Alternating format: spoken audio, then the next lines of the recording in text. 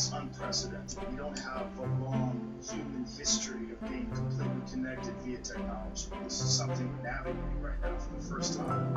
And it's probably the most powerful thing that the human race has ever seen in terms of the distribution of information. There's nothing that even comes close to it in all of human history, and we're figuring it out as we go along.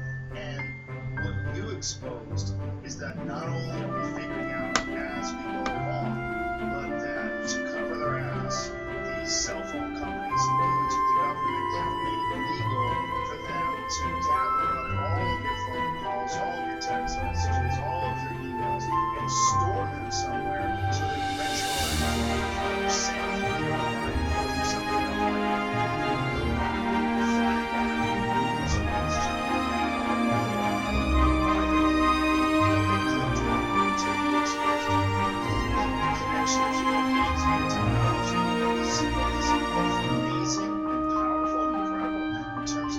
Access to knowledge, but terrifying in terms of the government's ability to track our movements, track your phone calls, track everything, and under the guise of protecting us from terrorists, protecting us from sleeper cells, protecting us from attacks. But they really are protecting us from these attacks. That's great, but there's no provision in the Constitution that allows any of this. And this is where it gets really squirrely, because they're making up the rules as they go along, and they're making up these rules the way you're describing it. It's step by step. This has happened to sort of protect their ass and keep themselves from being implicated in what has been a violation of our rights and our privacies in the Fourth Amendment. Yeah, I mean, I think the things that everybody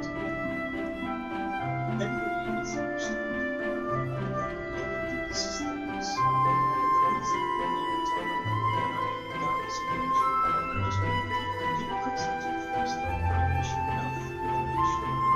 As the journalists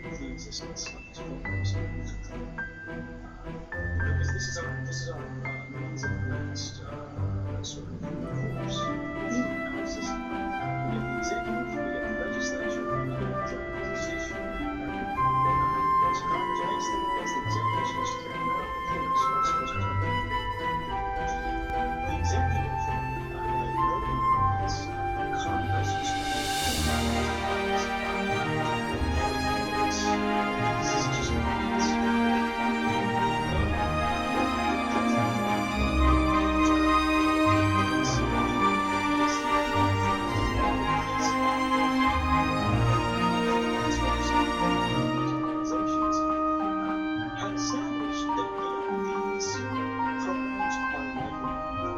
They likely exist. They're simply classified. But the government responded with this argument that you just saw, saying that, well, it's a state secret if they do exist. You plaintiffs don't have hard, concrete evidence that they do exist. And the government is saying, legally, you have no right to discover evidence for them, write documents that can documents advance for them as to whether these as to whether or not these things exist. Because the government's just going to give its standard what they call lawyers to confirm and deny that these things exist. Which leaves you out of court, which leaves the courts out of court. The courts go, look, the government could be breaking the law. Look, they could be violating the Constitution. But because you can't prove it, because the government is not putting it out, the government says, if we're allowed to make this, it would be necessary for national security. The court can't pursue to national security the executive. Because the court's